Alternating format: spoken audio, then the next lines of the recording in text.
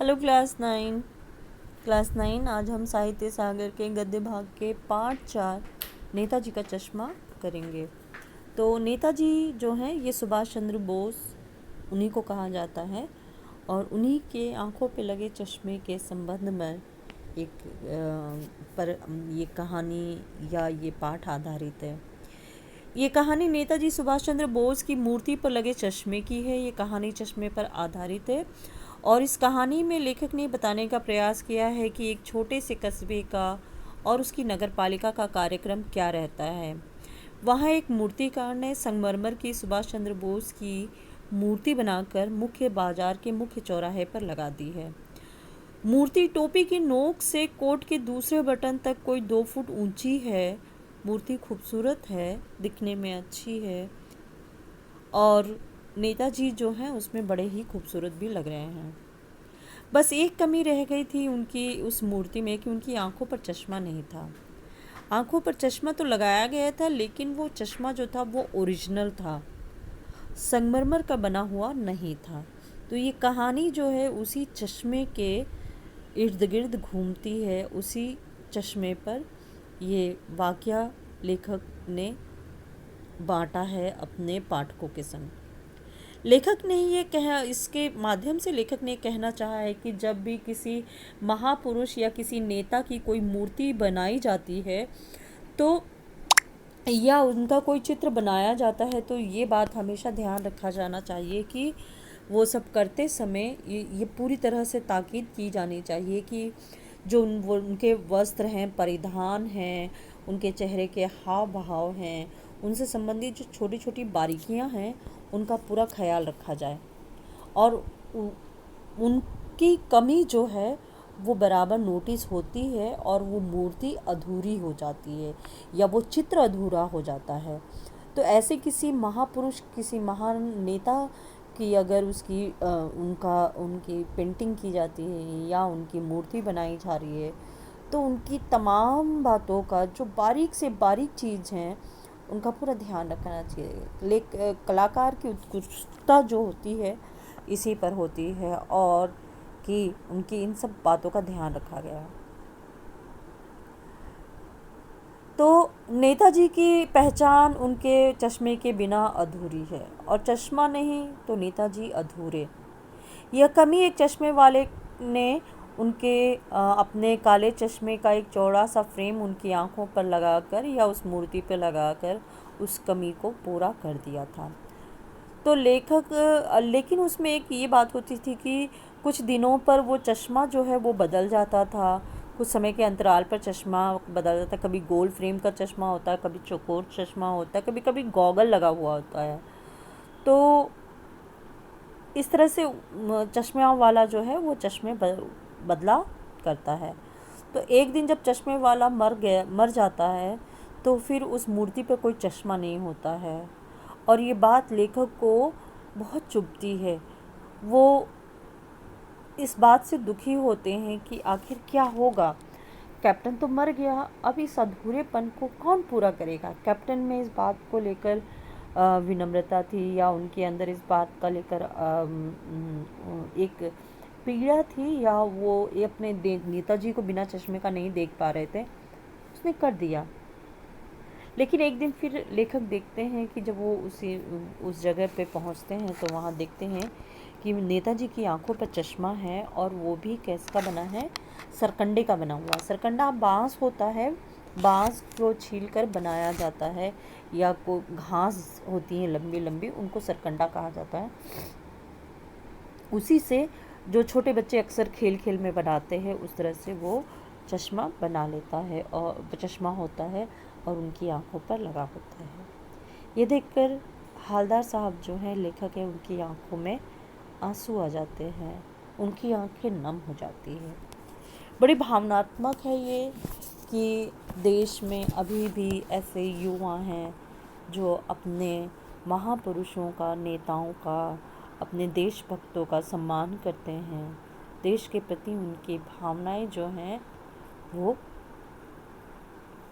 अविस्मरणीय हैं। उनकी जो भावनाएं हैं वो देश के प्रति, देश की रक्षा के लिए, यानी कि देश जो है वो हमें मुतमईन हो जाना है कि देश में आने वाली जो पीढ़ियां हैं उनके लिए देश की भावनाएं, देश उनके लिए सर्वोपरि है। देश प्रेमों की, देशभक्तों की देश में कोई कमी नहीं है, ये भी बात स्पष्ट हो जाती है। तो यहाँ एक हालदार साहब हैं, हालदार साहब, हालदार ये एक सरनेम है, जैसे आपका और हमारा सरनेम है, शर्मा है, सिंह है, चौधरी है, बिष्ट है, यादव है, तिवारी है, इस तरह के जो हम लोगों के सरनेम हैं, उसी तरह से हालदार भी एक सरनेम है जो कि पश्चिम बंगाल में के लोग जो होते हैं उनकी उसमें ये हालदार सरनेम के व्यक्ति हुआ करते हैं। तो हालदार साहब जो हैं एक कंपनी में काम करते हैं, उनका टूर का काम है वो, तो अक्सर वो अपने कंपनी के काम से अपनी कंपनी के काम से किसी दूसरे शहर में हर 15 दिन पर जाया करते थे। तो जब वो 15 दिन पर जाया करते थे तो रास्ते में एक कस्बा पड़ता था और वे वहाँ पर थोड़ी देर के लिए उतरते थे, जहाँ पान वगैरह वो खाया करते थे। और वहाँ पर ही उन्होंने सुभाष चंद्र बोस की मूर्ति देखी थी।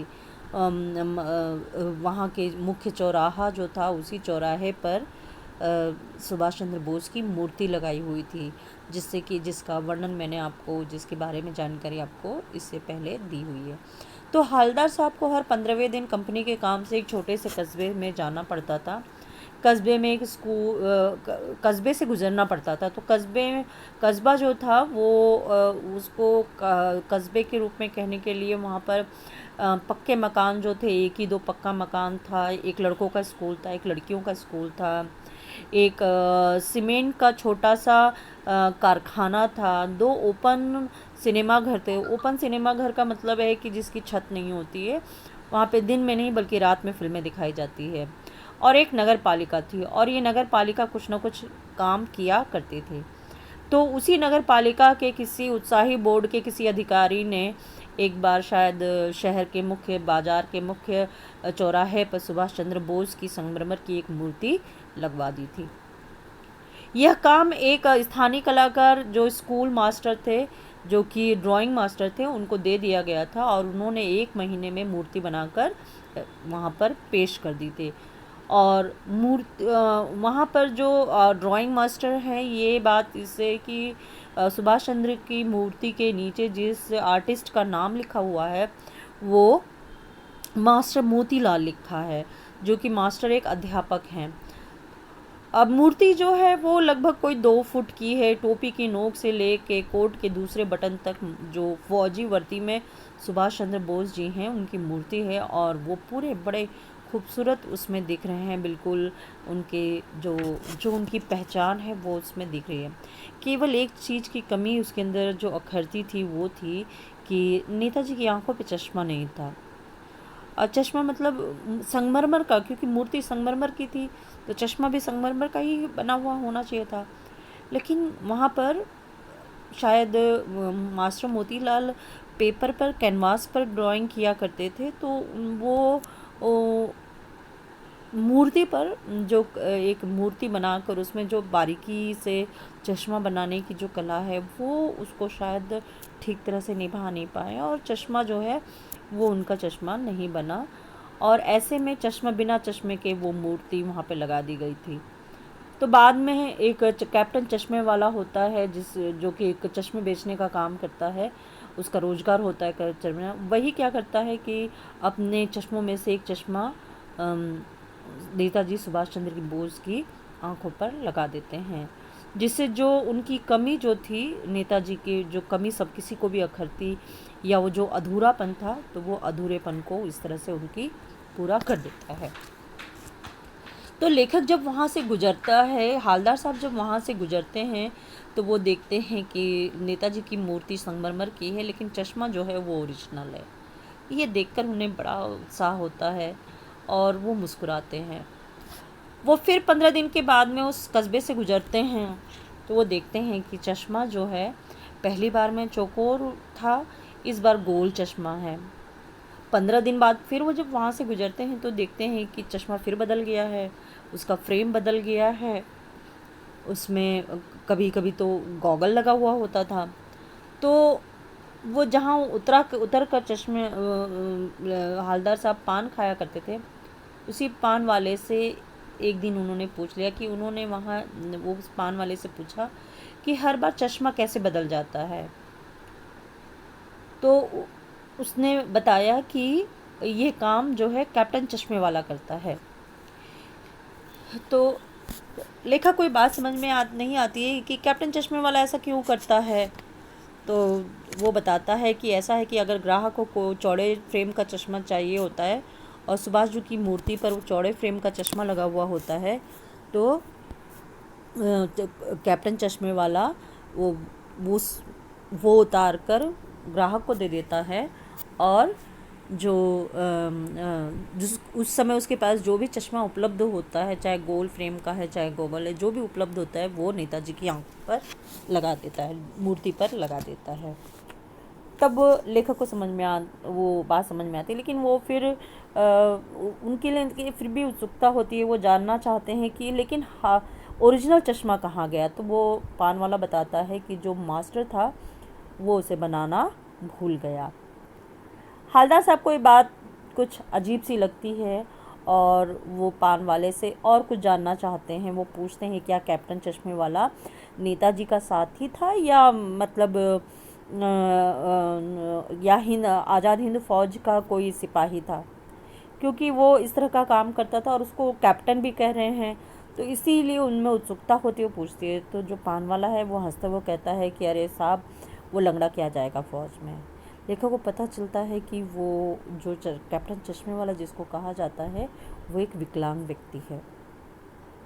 लेखक और भी कुछ जानना चाहता है, लेकिन पान वाला जो है वो अपनी अरुचि उसमें व्यक्त कर देता है कि उसको इस बात में कोई रुचि नहीं है, और वो बताता है कि देखिए साहब, वो कैप्टन चश्मे वाला है, आप उसी से सब पूछ लीजिए। लेखक मुड़कर देखता है तो देखता है कि एक वहाँ वो कैप्टन चश्मे वाला जो होता है एक बूढ़ा व्यक्ति होता है, और उसके हाथ में एक संदूकची होती है, छोटी सी संदूक होती है, बैग होता है, और उसके दूसरे हाथ में एक बांस का डंडा होता है जिस पर कुछ चश्मे टंगे हुए होते हैं। वो आता है और वहाँ पर एक दुकान के सहारे पर अपनी बांस को टिका देता है। तो लेखक उसे देखता है तो लेखक को ये बात अनुभव होता है कि जो कैप्टन चश्मे वाला है इसकी अपनी कोई दुकान भी नहीं है, ये शहर शहर गांव गांव कस्बे कस्बे जाकर अपना चश्मे का फ्रेम या चश्मा जो भी है वो बेचा करता है। और जो हालदार साहब को जब इतनी बात पता चलती है वे बस इतना जानकर वहाँ से चले जाते हैं। लगभग 2 साल तक हालदार साहब जो हैं अपनी कंपनी के काम से दूसरे शहर जाते हैं, तो कस्बा उनके बीच रास्ते में पड़ता है।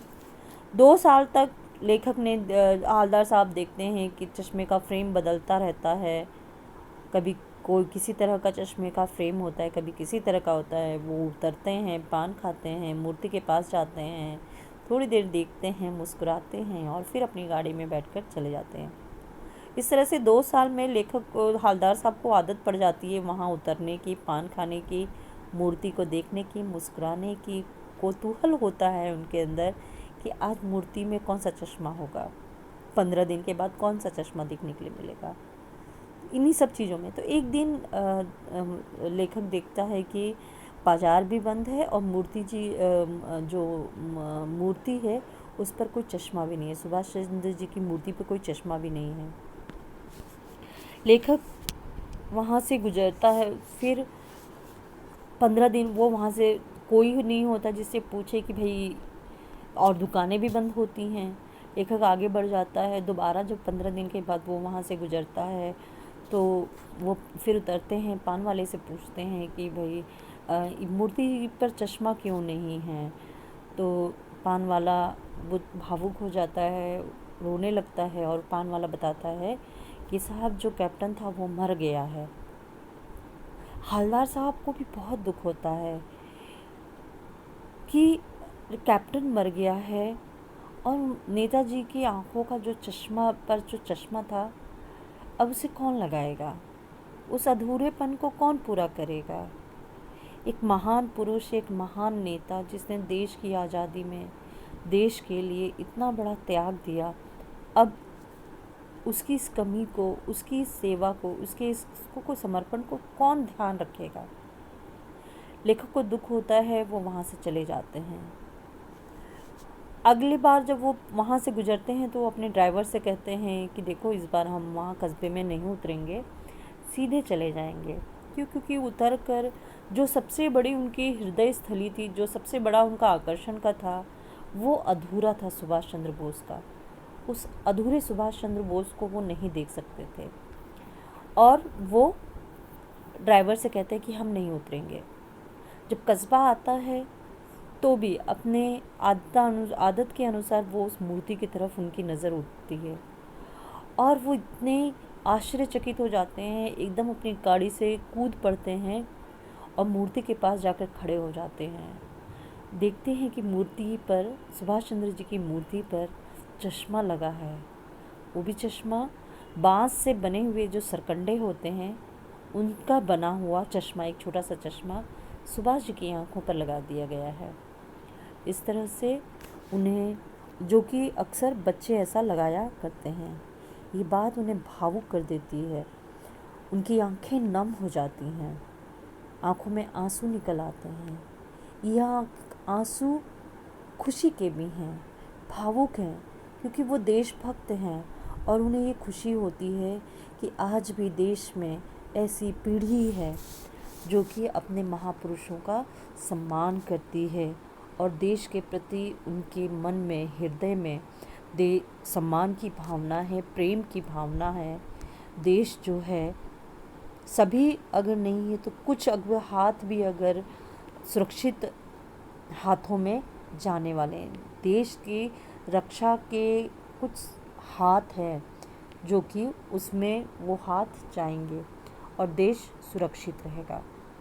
सो बच्चों, ये एक समरी थी, आप इस कहानी को पढ़िएगा और इसके प्रश्नोत्तर अभ्यास पुस्तिका में छांटिएगा। तब तक अपना ख्याल रखें, काम पूरा करें।